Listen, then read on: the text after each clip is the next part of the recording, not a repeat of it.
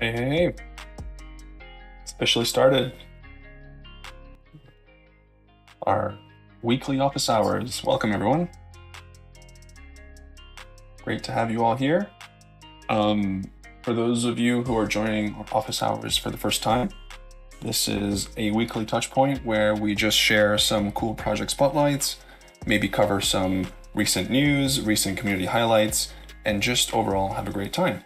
So today we also are going to cover a lot of super cool project spotlights and community highlights. And yeah, let's just jump right into it. First things first, as usual, to kind of facilitate the question and answering, we have a Slido link. If you've never used Slido, it's just an interactive question and answer. Well, it's actually just an interactive question site where you can post your questions, and we will be looking at that to kind of keep track of who asks what, even though they're completely anonymous, and so that we don't lose any questions.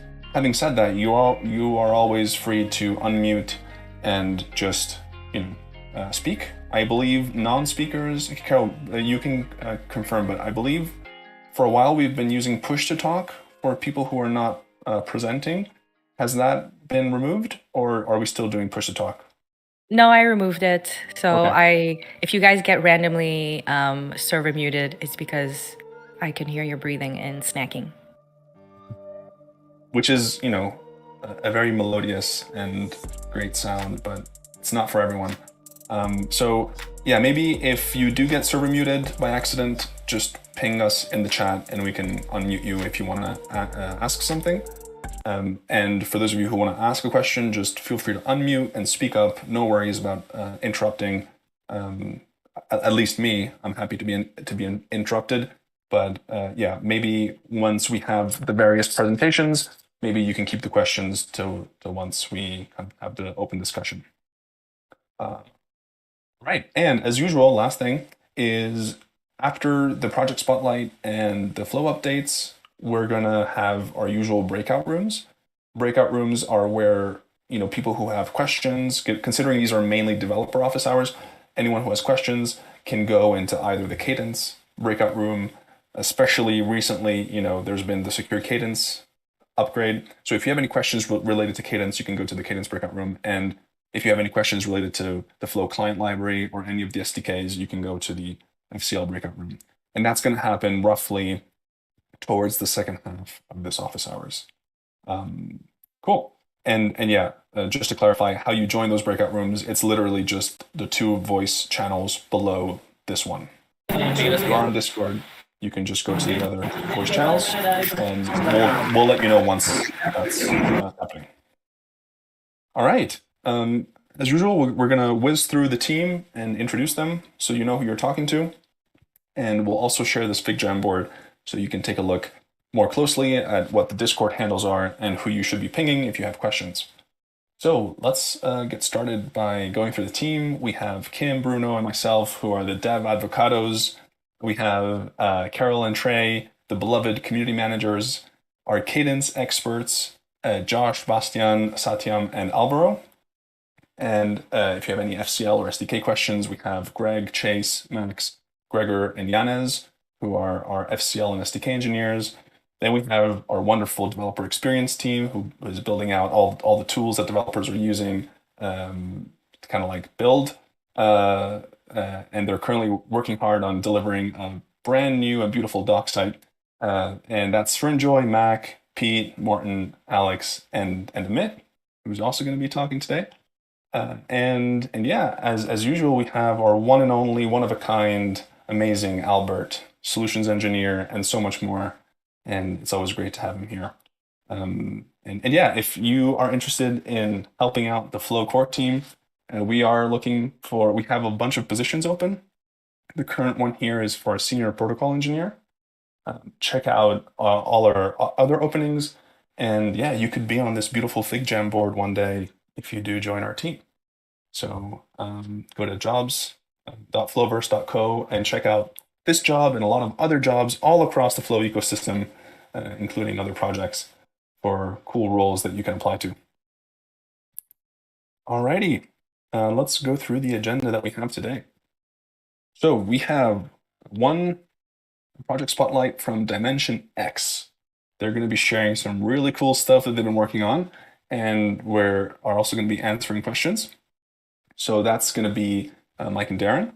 And then we're going to have a flow update from Amit and Bilal to kind of walk us through what they're working on in terms of NFT interoperability.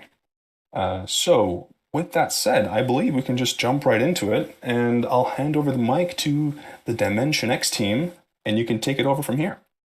Great. Darren, I think you can unmute and jump into it if you haven't already. I'm Mike. I'm Slex here on Discord.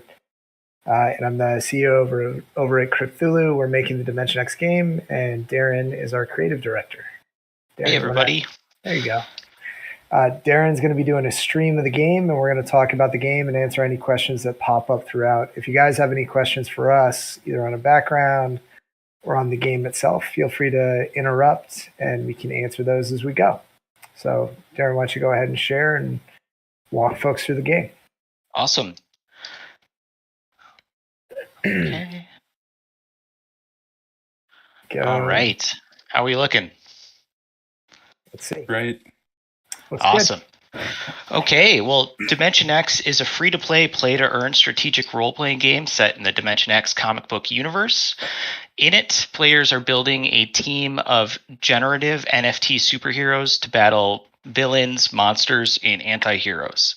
You do that by going on a quest, and here are a bunch of quests that are waiting for us here. They're both timed, and enemies have a huge stack of health, so there's two versions. And what you're doing is you're taking your team of heroes and placing them on the battle grid. So as I'm placing heroes, I'm adding damage per second that deals damage on the quest, and I'm trying to create the most optimal team of superpowers that combine together to maximize my damage per second. Yep. So I'll jump in here because one of the things that this screen does a really good job of is tells you exactly what you want to do, what you really want to be doing here. As an early intro player is just matching up the powers on the heroes to the powers on the grid spots. So the better that you match, the more DPS that you're going to do. There's some advanced play that comes along with this too. So once you kind of get the match up different heroes to different slots, you also see the arrows that Darren was talking about. So those arrows are passing DPS buffs on the chain to the next slot in the grid. So what you want to be doing is putting heroes shrewdly on spots that are getting multiple arrows pointed to them in a big chain. So that person, the hero that Darren just dropped at the bottom center on the 8th slot in the grid is dealing the vast majority of DPS. And they're doing that because they have so many activated grid arrows that are coming in their direction. Does that all make sense?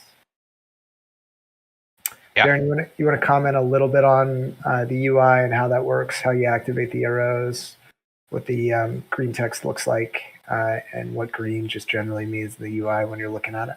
Yeah, absolutely. So when you place a hero in a slot, if there's any connections between them, you're passing the entirety of their damage to the next space.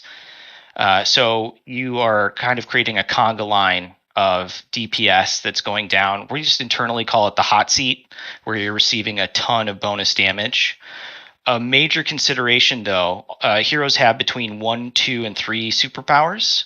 And what you're trying to do, as Mike said, is match your superpower on your characters to the slot. Doing so increases their rank and then increases the damage they're doing significantly. Once you get down to really crunching numbers, the powers are improving they're modifying the base damage of the character, and all the connections are sending the DPS as base damage. So what you want to be sure you're doing is putting a hero in a correct slot, but also seeing what is the most advantageous position for your multipliers to be in. Yeah. So maybe I might want this character down here to receive the maximum damage. That could be my goal. However, there's a 2 times nuclear power here, so she might be better suited to be over here to pump up the character that ends up in that space. Yeah, the goal here when we were designing the grid, and by we I mean Darren, because I don't want to take credit for his awesome design. But the goal was to make it as accessible as possible so that folks who don't know that much about the game can just do pattern matching, right? Like, oh, that icon matches this other icon, and you're doing okay. Folks who want to do some advanced DPS strategy can really look at what Darren was just talking about, which is like, actually, putting that nuclear hero on this slot would mean more damage that gets passed on the line and eventually buffs that number 8 spot that we were talking about before. Couple notes on the game and how it works. So Darren, if you want to go into the hero screen so we can show some of the different powers. So this is our generative hero. This is going to be from our initial drop, and it's going to have 3 powers on it. So this one has bug, fire, and nuclear powers on the UI. So every one of our generative heroes is going to have 3 spots. When you're playing the game, every one of the quests that Darren just showed you is a player versus player quest. So you're playing against other people real time, and the person who tops the leaderboard is going to get rewards in the form of our token, which is also going to be on chain. That token can be used to buy additional NFTs in the game. The catch is those heroes are going to have 2 powers instead of 3 powers. So it's still, we've been playtesting this a lot to make sure that 3, 2, and 1 power heroes are balanced against each other, and they are. It's just that 3 power heroes have a little bit more optionality on where you can place them on the board.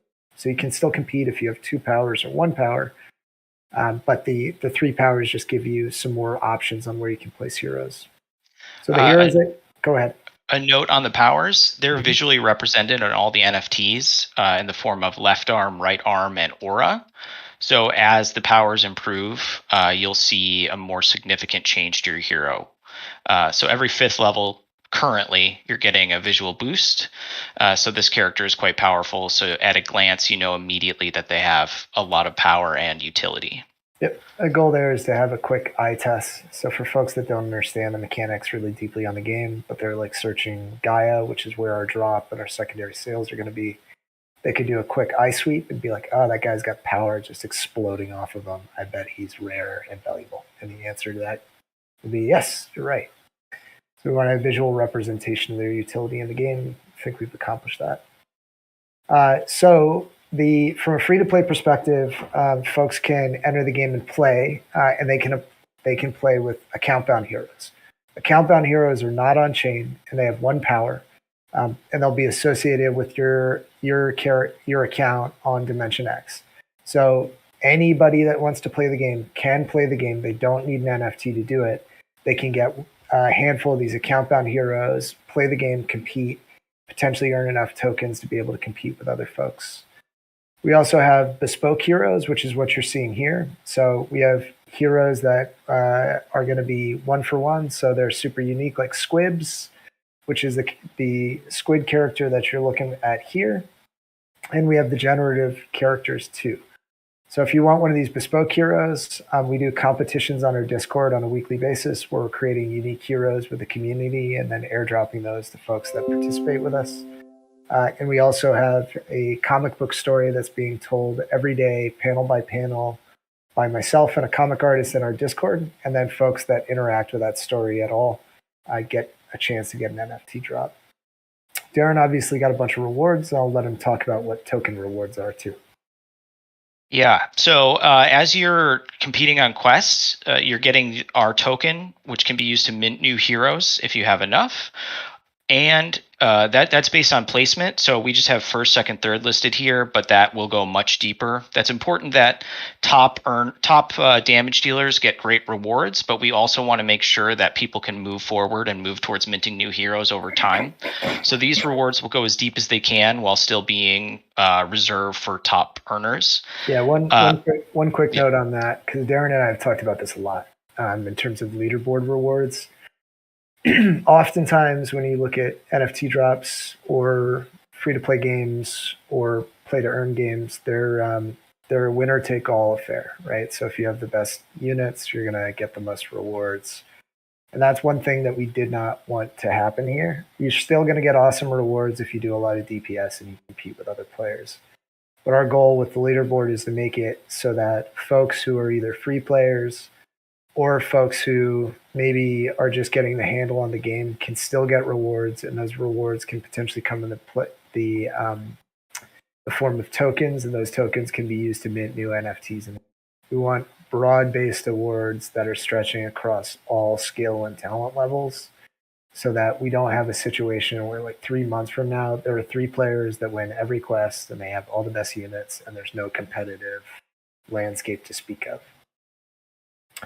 Sorry, Darren, I was interrupting you on power tokens. No, you're all good. So yeah, the power token distribution is based on it's not fixed. So percentile rankings and brackets are how you earn them. So if I'm looking at this quest where I need to fight an ex-president faction, an ex-secret serviceman, the rewards for this quest are bug tokens. So you're always competing for the DMX token, but in this case, I can get bug tokens, which can be used to rank up any of my character's bug powers. So when I'm looking at the quest screen and knowing that everybody is competing, this whole game is PvPvE. So I need to start deciding, like, okay, do I want to focus on bug powers? Do I want to try to get magic rewards? I have 2 options here, tech or nuclear.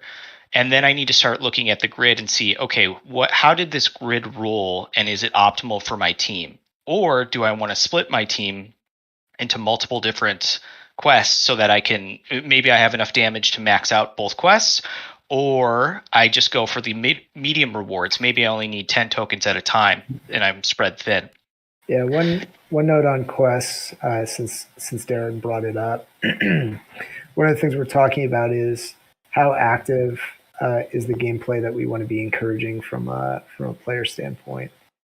And what we're trying to go for here, and we'll see how much we achieve it once we get into open beta, but so far in closed beta, what we've achieved so far, at least what we're seeing, is that there are folks who can be really active and try and play as many quests as possible and win as many quests as possible. And there are folks who want to come in, set their NFTs for the day, and come back the next day and check stuff out.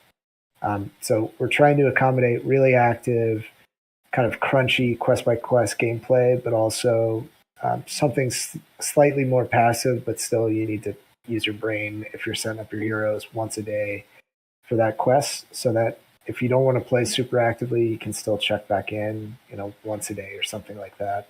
Collect your rewards, upgrade your heroes. And to be clear, everything functions while you're away. Once you set your heroes, you can close the app.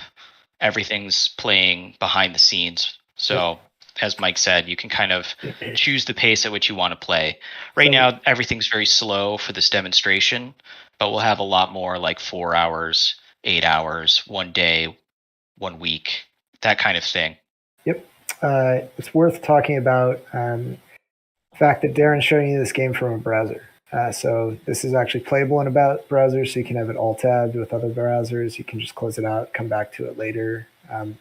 Pretty happy with the way the screen rate and performance has showed up from a browser-based game. One of the other areas that we focused on was the faction rewards, which we've talked about a little bit. So you can get the tokens, you can get XP for playing with your heroes, but you can also get faction rewards. And these rewards are there. Basically, this is the equivalent of like perfect attendance, right? So you show up, finish quests for a specific faction, your rank in that faction goes up and you get rewards for doing it. Some of those rewards are going to take the form of tokens. Some of those rewards are going to take the form of the token that we're giving out, and some of them are going to take the form of on-chain heroes. These factions are going to reset after every season.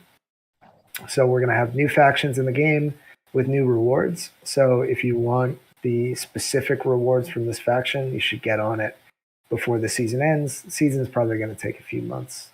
But there should be some cool bespoke rewards in here just for participating and working on your faction and completing quests. You can also burn heroes. So one of the things that we have in place is for all of the heroes, you can actually burn them and extract their power tokens so that you can buff a specific team with them, which is pretty cool. It's probably worth noting that our team, we'll talk a little bit about our team background and some of the things that we're doing differently, because we're doing a lot of stuff different. So Darren and I come from a Web 2 mobile gaming background. We've both been in free-to-play and mobile games for 10 plus years before coming over to Web3 and making our first title here. So a lot of our design ethos is coming from a different space. And it's coming from a game-first space. When we were starting to look at which chains to potentially go to, we chose Flow because we feel like it simultaneously appeals to Web3 enthusiasts. In fact, I think a lot of Web3 enthusiasts found their origin through Top Shot, through the Flow chain itself.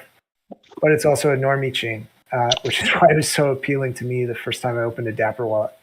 I was like, oh, this wasn't a hellacious nightmare the way that getting my first NFTs on MetaMask was. So that's number one. That's one of the reasons why we like Flow a lot. We also felt like, hey, we need a chain that's going to scale and allow us to accommodate a free-to-play game that's potentially going to have a really big audience on it. In terms of some of the things that we're doing differently from other titles, one is you're only going to be able to get the NFTs from our Genesis drop when the game's actually out. We want immediate utility for our NFTs. We feel like that's a really strange spot that the Web3 culture is in right now, where folks are promising things in the future. And we built enough games to know that building games is tough, it's complicated. We didn't want to have a situation where we're making a bunch of promises and then delays, which are natural to the game development process, happen. And folks are just sitting with these NFTs that don't have immediate utility. So you can get the NFTs from our Genesis drop on the day the game comes out, or slightly before it by a few days, which is probably how that's going to work out. Number two is our Genesis drop is entirely free. So if you want any of our Genesis heroes, you have to pay the whopping sum of $0 American dollars. The reason that we chose free, we feel like, one,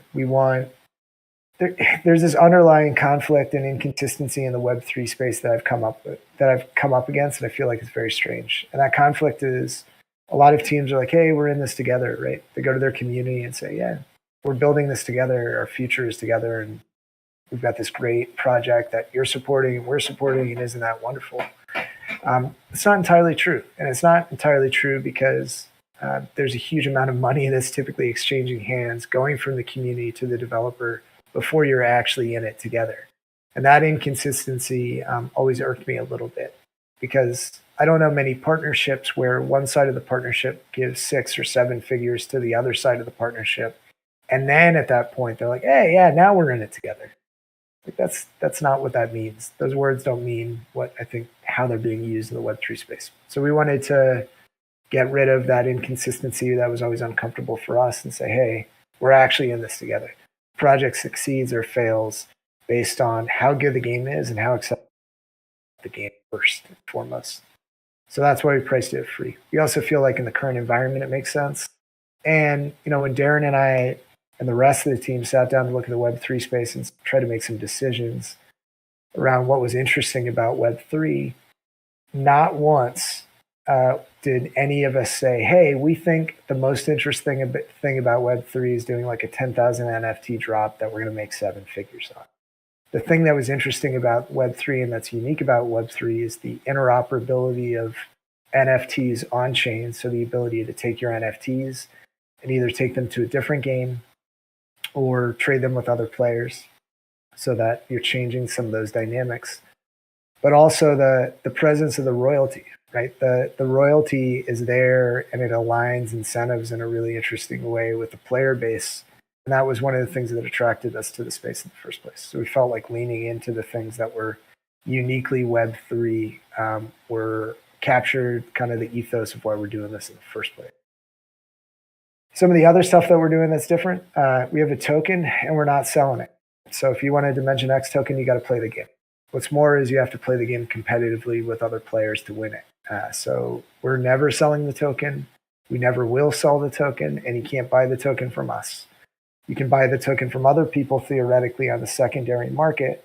But for us, the purpose of the token was to create a unique draw for free players and for players to have our NFTs to continue to play the game and to compete with each other to earn that token and to progress in the game. But it was another one of those things three that kind of irked me and sat weird, which is like, hey, we're going to have this tokenomic strategy, but really the strategy is this way for us to enrich ourselves, and that the price of the token goes down over time. Like, we didn't want any of those conflicts of interest. We wanted a situation where folks could play for a token, they could earn it, and they can do whatever they want. But the price of the token is being determined not by us and not by us unloading massive amount of token for sale to the audience, but by the actual utility of that.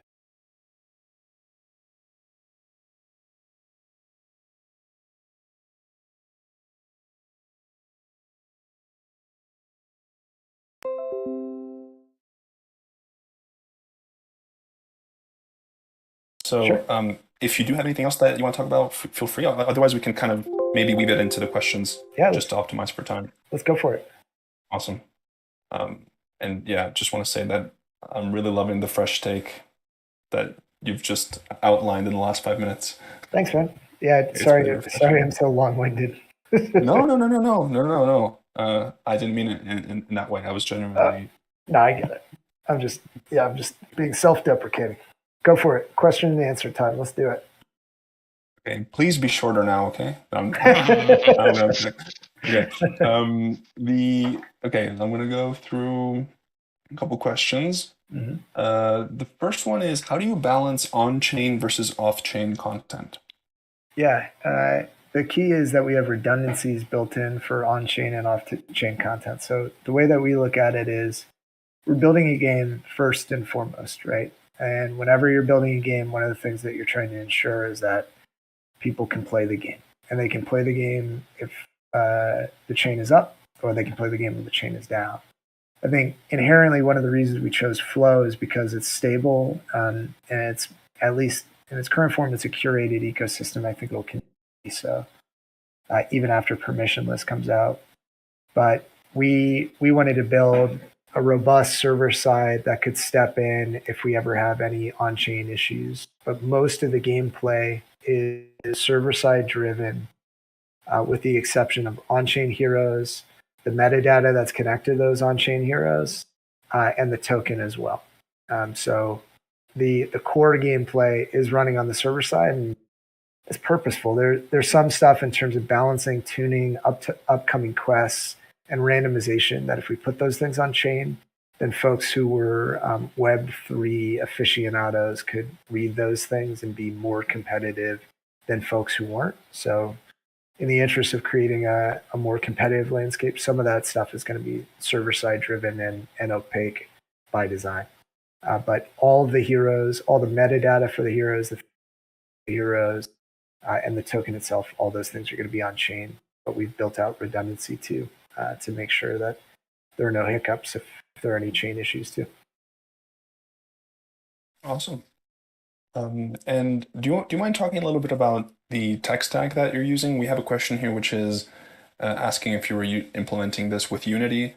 And yeah, if you just maybe walk us through the tech stack high level. Darren, ball's near court, brother. Yeah, we are using Unity. We're using Unity WebGL currently.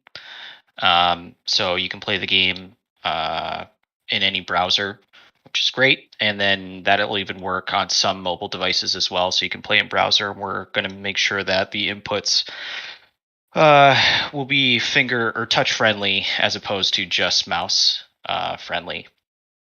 Right now, I think that's the high level. Yep, Unity WebGL.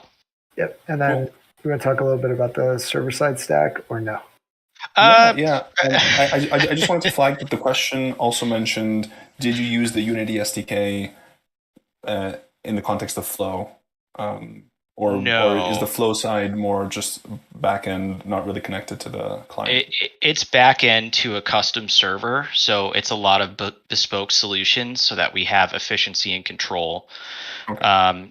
What we're doing as well has a couple non-native functions, so we're building those out, and those it's easier to have more control. And then also, in general, since we're kind of doing it for the first time, it's nice to have everything in-house currently. But we've been sharing a lot of things that we're doing with the team, and I think a lot of that will be exposed somewhere, either on a website or available in an FAQ. I think we'll also post our findings as we go. Yeah, a big part of what we're doing on our side is laying out, like, this is what it was like working with Dapper Wallet, right? This is what it was like as a developer coming to Cadence. This is what it was like getting set up on Gaia for the first time. So we want to try and lay down breadcrumb trails, not only for ourselves in the future, but for other developers that are coming to the space, to start filling out the landscape of what it's like to build on Flow, and what's the good, the bad, and the ugly, and being really transparent for other folks in the community that want to be building games on Flow too. So we'll start publicizing more of that stuff as we go, but we're laying a trail, an ongoing post-mortem trail of our development process as we go. And it's been really helpful on our side. I think it's been helpful to folks we've shared it with too. Awesome. That's music to my ears, and I'm sure to a lot of other ears to know that you're leaving these breadcrumbs. So yeah, looking forward to it, and let us know once those things are published. Yeah. And maybe you mentioned Gaia. One question we have here is, why Gaia instead of your own marketplace? Yeah. Do you want the real answer, or do you want the nice person answer? I want I want your answer. Okay, so I'll give you both. The nice person answer, and it's true, is Gaia's got a great marketplace with awesome drops that have attracted a whole bunch of folks that are trading in NFTs on basis. And I think when you look at all the potential marketplaces for Flow NFTs and for the Flow ecosystem, Gaia is kind of the best in the business as it exists right now. They have a huge audience of folks. They have passionate fans. I think probably in this chat there are a bunch of Ballers fans. Ballers are like the most diehard, crazy, awesome community on the planet. And all those folks live on Gaia, as well as the Flunks folks and every other great NFT drop that's up there right now too. And when we look at it, and when we've talked to the Gaia team, one of the things that we're doing is trying to find a team that we feel like is going to continue to support and build out their ecosystem in the future. We want our NFTs to live on a store that's going to continue to be supported, continue to attract an awesome audience, and continue to build that audience over time. The other answer, it's not the real answer, it's a more real answer if you think about it from a practical perspective, is that the legal implications of running a place are massive, pervasive, and extremely costly from a compliance standpoint. We're a US-based team. We spend a lot of time making sure we understand the implications of the way that we do things from a legal compliance standpoint. One, because we feel like it's really important. Two, exposure management and risk management is a big and important part of building games in the crypto and NFT space. A marketplace introduces an enormous amount of exposure that we really didn't want to do. So one of those things is, when you're running a marketplace, you have to worry about like anti-money laundering, fiat on-ramps and off-ramps. You need to worry about lots of securities laws. You need to worry about wash trading. You need to worry about whitelisting and blacklisting different wallets that potentially have stolen NFTs or received stolen NFTs. Like, none of those things all those things are extremely important. They're extremely important to get right. You have companies whose entire focus and reason for existence is to get those things right. Gaia, in our view, is getting those things right. And those things don't overlap well with the experience of making. We know how to make a game really well. I think if you were to ask me to make a marketplace or ask the team to make a marketplace, we could do an admirable job.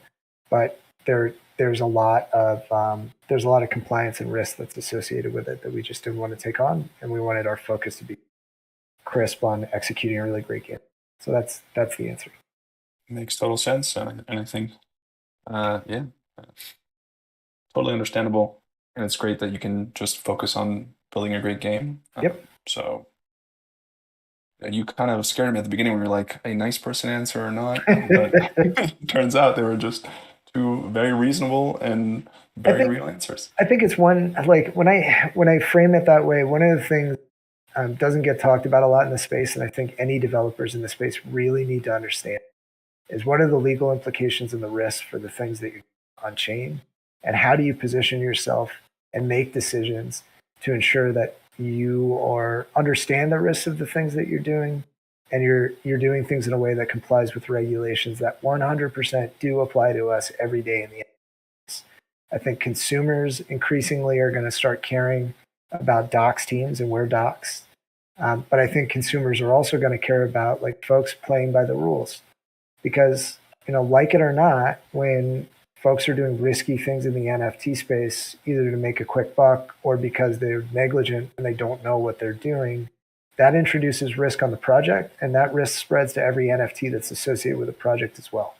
So like that stuff's important for everybody involved, and it's something we take really seriously, spend a lot of time thinking about and spending money with lawyers to talk about. So that's what I mean by the quote unquote real answer, which is, it's a part of the industry that doesn't get talked about a lot and really should be talked. Yeah, I totally agree. Maybe we can even have in the future a dedicated office hours on, like what goes on behind the scenes after you've built something, right? Yeah. Because maintaining something and growing it is just as important, if not more, than building. Well, that's the interesting thing. So the interesting thing about it is, when we first started in NFT, I had a buddy reach out a year and a half ago. He's like, hey, you should really look at NFT. And I was like, okay, I'll look at it. And I looked at it and I was like, hey, a lot of this stuff seems really dicey. Like the things that are acceptable in the industry today, I don't think are going to be acceptable in a year or two time. And I think you don't want to get caught in a regulatory net as doing things that you shouldn't have been doing. So the first thing that we did was reach out to an attorney before we even made our first NFT, before we minted anything on any blockchain or started building any game. We reached out to a crypto and games attorney, and I said, give me the legal landscape that we're operating under here and the things I need to worry about first. Because outside of everything else, like I'm a dad, I'm a husband, I have responsibilities, and I need to be responsible. That's part of, and I also have partners, right? Darren, Mark, Devin, and Steph are all partners in Crypto, and it's my responsibility to them and to my family and everybody that plays this game that we act in an ethical, transparent, and legally abiding way. So that stuff, like I'd encourage anybody who's starting an NFT project before you start to talk to an attorney.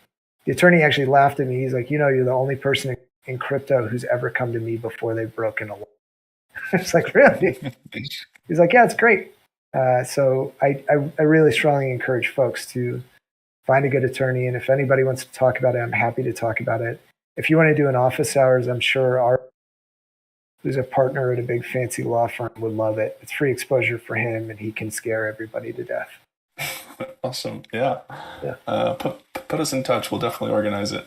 All right. Cool. Awesome. Okay, cool. I would love to go on for hours, but we should be wrapping it up. So I'm going to ask you two more very quick questions. Okay. The first one is, what's the experience of dealing with player-initiated blockchain transactions in the game? Do they interrupt gameplay and switch you to the wallet, or how do you manage, like the on-chain operations from a usability standpoint? Yeah, it's a good question. We run into this a lot, like funnels and user experience in particular is the meat and potatoes of mobile game design. So one of the things that we spend a lot of time doing, we have a lot of experience doing, is making sure that interactions with the game are as seamless and streamlined as possible. So you're going to be staking, and we're working on this. Actually, I think we're the first ones who are doing NFT staking with Dapper Wallet. But you're going to be staking your heroes to the blockchain, and you're going to be doing that when you come to the game for the first time. So when you come to the game, stake heroes, play the game. And then when you want to either take the tokens that you've generated out of the game, heroes that you've got out of the game, and sell those on a secondary market, unstake. So all of our interactions are either at the very start, and we give you context for why you're doing them and why they need to happen, or they happen at the moment before you get the thing that you're trying to do, right? So if you want to, for instance, if you have tokens and you want to cash them, if you want to try and sell them on the secondary market, right? You have a clear incentive for the behavior that you're asking to take place. So like any chain interactions, and some of those chain interactions are disruptive and choppy, like you need a carrot at the end of that interaction to get folks through that choppiness. So all of our interactions are designed for like carrot behavior. So if you want to play the game, first thing you have to do is stake, which is a chain interaction. If you want to take things out of the game and sell them on secondary markets or trade them or do whatever you want with them, then you have a clear reward for the behavior that you're going to take in that behavior choppy. That's a major reason why we went with WebGL as well, because you're right in the browser, and whenever you need to sign, it's a familiar setting. You're not taken out of app, which is really spooky. Where like, what is this pop-up? What's happening? This is a familiar thing you're used to seeing when you're interacting with NFTs and crypto in general. It's one of the things that's weird about mobile right now is you can do chain stuff on iOS, and right? But it's disruptive. It takes you out of that. And that's alarming for people. Like if you think about it from a normie perspective, which is some of the audience that we're trying to attract here, anything that's different from what they're used to on Web 2 means you're going to have funnel breakage. And those people are just going to bail out of your game, right? And that's I mean, we've been building mobile games forever, and that's a big no-no. You do not do that. Yeah, and I like the concept of if there is something that could potentially be a funnel breaker, there's a carrot at the end so that people are kind of power through it. Yep. So that's a cool concept. Yeah, it's the if you're ever wondering what it's like to build mobile entire life, it is all exercise and carrots and sticks. It's like you want somebody to do something, great. Give them a very clear reward. Tell them their progress towards that reward and reinforce it over and over again. And inevitably you'll get folks to take the action that you want them to take. And I think this goes even beyond games. Yep. I think it's just a general UX principle that people I think it's a life principle. Exactly, yeah. Yeah. All right, cool. I'm really sorry to have to cut this, but maybe we'll have you guys on another time once the game is, officially rolling, and maybe we can have a play session. But yeah, I just for the sake of time, I think we're gonna move to the second topic of our agenda. So thank you so much, Mike and Darren, for taking the time to walk us through everything, and even just beyond the game, just going through your philosophy, going through your thought process. I think it was much needed and much and pretty novel takes on a lot of the Web3 space. So really, really cool. Well, thanks for having us and giving us the opportunity to talk about it. We always, I think I speak for Darren, hopefully, we always love talking about the game, even if we're very transparent, and you probably see that from our interactions. But anybody that has any questions about our approach, anything that we talked about here, drop a line to us either on Discord or on Twitter or wherever. And Darren and I are always available and always happy to talk about what we're doing, why we're doing it, and showcase the game and our overall approach. So we really appreciate the opportunity to chat about Dimension X. Awesome. And maybe last thing before we officially move on to the next thing, what should people do right after this office hour? Yeah, if they want to learn more. Yeah, so one is don't overreact to the market. But two is follow us on Twitter. We're at DimensionX_NFT. And then you can find our Discord there too. We do a lot of posts on Twitter. Most of our meaningful interaction happens on Discord. Our Discord community is the best. I almost dropped an F-bomb there, but I really care about our Discord community. They're awesome. We never bot, so everybody that you see on our Twitter and our Discord are all real people. And I'm really proud of every one of the folks in our community, our mods, Dill, Shelley, Bespoke Wolf, who's our community manager. Like, they do an excellent job on Twitter and Discord. Can't say good enough things about them or our community. Also, I always say this when I talk about pay your moderators. That's a job. It's the most important job in Web3. Pay them. It matters. It matters to them, and it matters to you. That's it. My last point. Awesome. Thanks. All right. Well, follow DimensionX_NFT on Twitter, and jump into their Discord and be part of this new and exciting community that are taking things with a fresh perspective. And I'm really looking forward to trying out the game as well. Awesome. Great. Thank you so Thanks, much. everybody. Bye. Bye-bye. All right. Let's move on to... sorry for taking a bit longer than anticipated, but hopefully Amit and Bilal, you have the full 15 minutes if you need them. I'll hand it over to you. It shouldn't take the... We have enough time. Just share my screen. Cool. Yeah, so for the people that I haven't met, my name is Bilal. Part of the Codes team, worked on some of the projects there, and now we're kind of working on projects with Flow. But Hey, Bilal, it's a little... your voice is cutting in and out. Might be a microphone issue. Can you try speaking a little closer to the mic? Yeah, is that better? Yes, thank you. Okay, cool. Sorry about that. But yeah, so what we've been working on is basically the metadata standard, the NFT metadata standard, and how to basically extract some of the NFT data and unlock interoperability across the ecosystem. So one of the things we're working on is we're building an on-chain NFT catalog.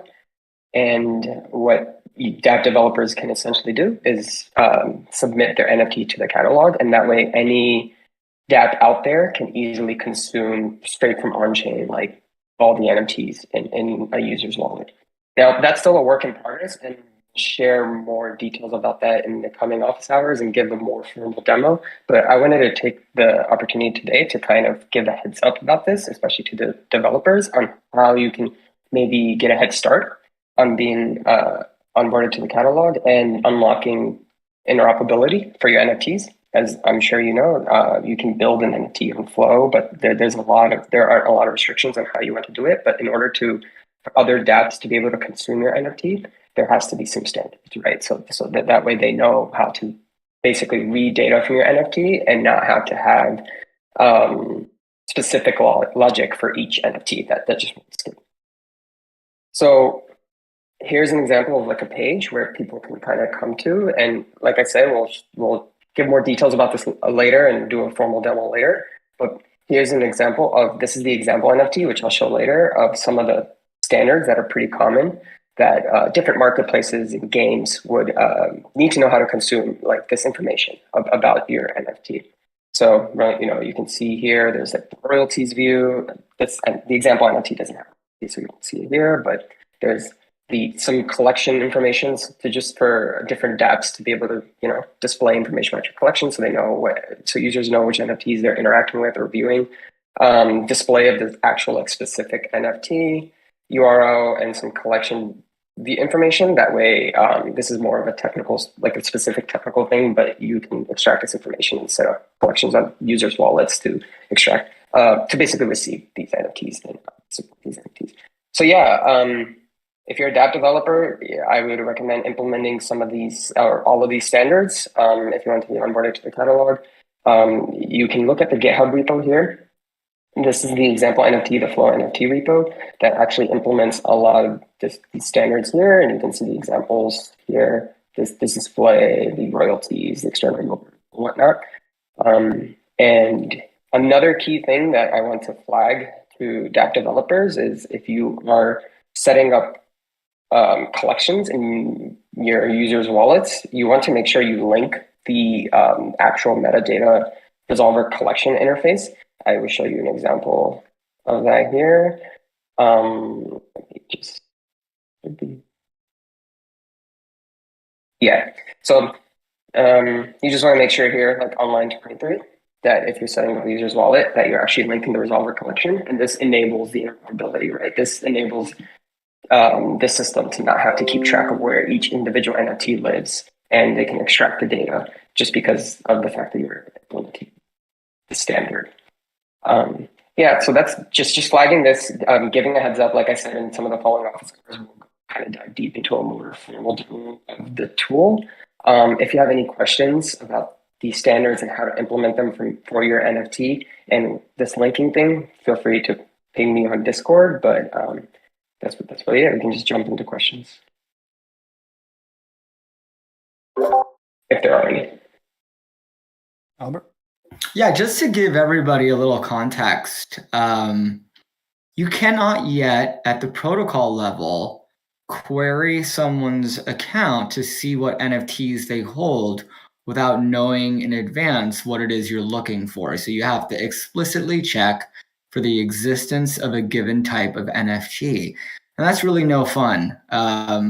What the NFT Catalog allows you to do is to do exactly that. It has a long growing list of NFTs in it, and you can conveniently check to see if an account holds an NFT, what type, and it empowers you to make use of that NFT, to initialize accounts, to display the NFT, to display the collection level information about an NFT.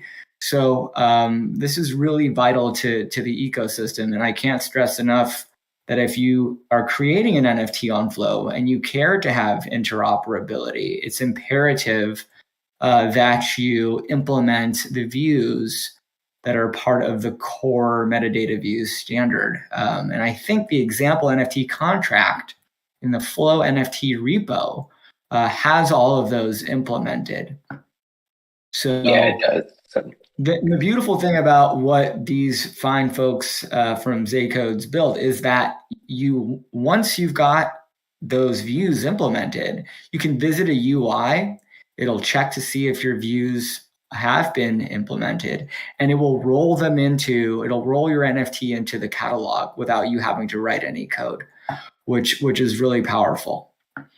So thanks for the great work there. And if there are any questions, feel free to unmute and say hi and ask a question, or ping us on Discord.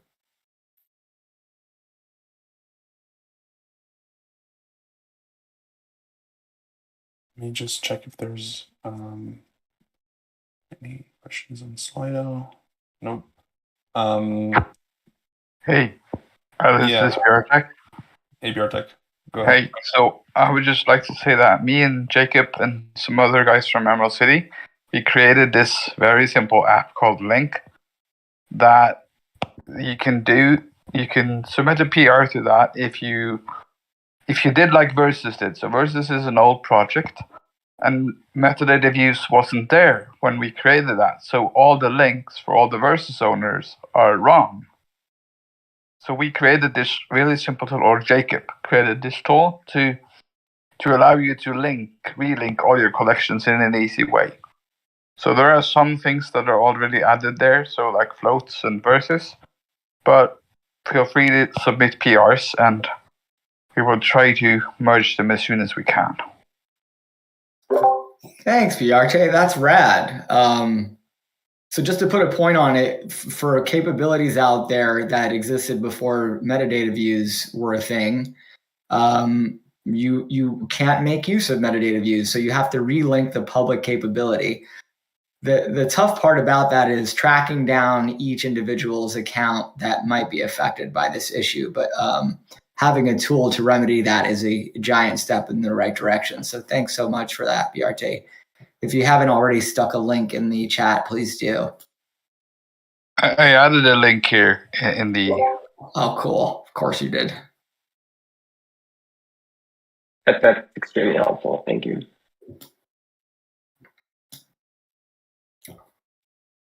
Well, we don't have any questions. It's a bit late to go into the breakout rooms, so maybe we can just leave it open for anyone who has any general questions on cadence, on the metadata view, on anything else that we've covered today, please feel free to jump in. Hey.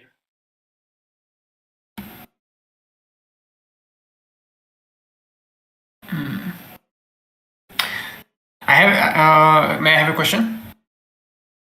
Yeah. Sure.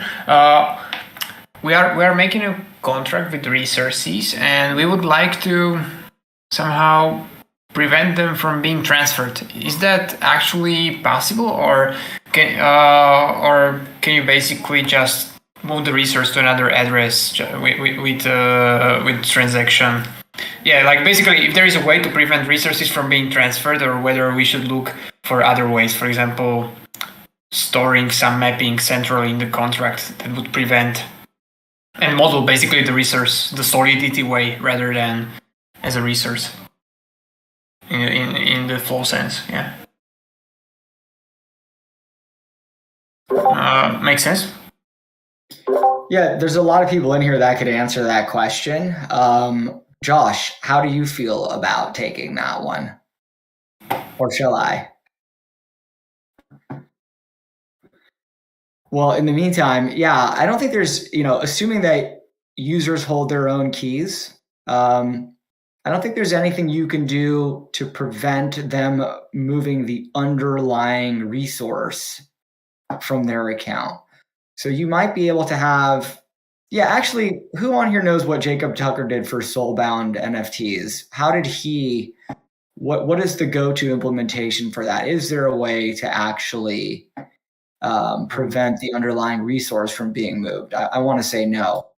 No. So the way that it's currently done is just not implementing the withdrawal in the interface, or like implementing it, but like not implementing it properly. So like the standard way to transfer an NFT is not working, right? However, as you say, the underlying resource is still in the account. I don't know, Bjarte, you were kind of close to the contract there. Do you have any other context that you want to add?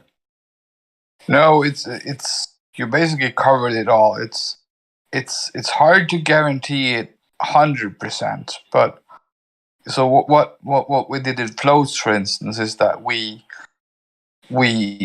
I believe there's a mode you can put on where it basically doesn't allow you to withdraw the NFT.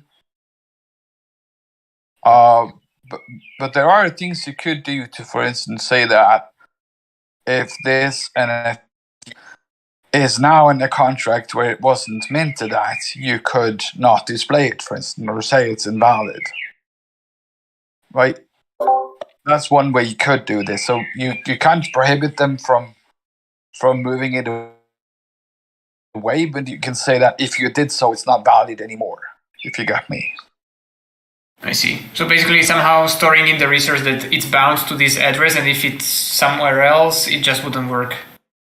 Yeah, so basically the first time somebody claims it or whatever, you just write into that resource the address it was claimed at, and if somebody then wants to borrow the viewer's order first, for instance, you say that, well, you have to now be stored in this same account as you were minted in. If not, you will just return a display view that, for instance, says that this is not a valid resource, or some things like that. I see. Thank you.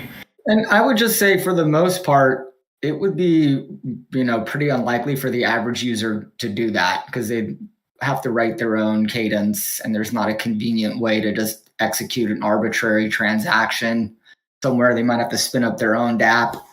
It seems like an unlikely issue, but yes, totally possible. I see. Thank you. And well, another. Yeah, sorry. Go ahead. No, for this Dapper Studio ecosystem so here we have to build like a studio where on top of it, which users can create their own NFTs, right?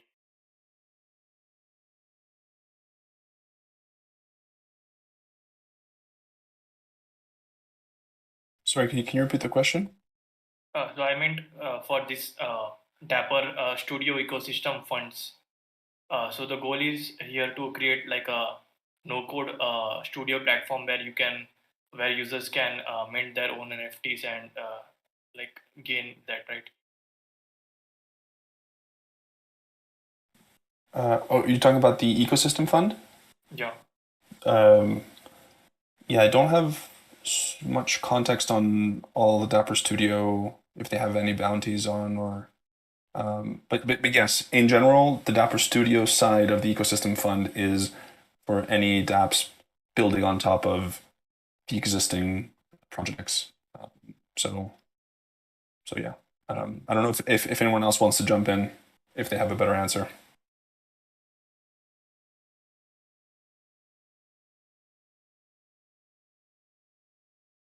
Avish, if you have specific questions, feel free to ping me and I can put you in contact with the right people. And yeah, maybe Rafi, if you have follow-up questions, just because we're kind of on the dot, we're out of time for the office hours. If you have follow-up Cadence questions, just feel free to share them on the Cadence channel, and you know, the Cadence experts in the community can kind of jump in and help you. Thank you. I will. Yeah. Cool. All right, everyone. Thanks so much for joining this week's office hours. It was pretty jam-packed with content. And yeah, if any of you are at NFT NYC next week, ping me. Would love to catch up and discuss all things flow. And come see our booth at the Marriott Marquis 5th floor. Awesome. Have a great rest of your week. And yeah, all the best. Thanks for joining. Bye, everyone. Bye, everyone. Thank you. Party on, party people. See you later.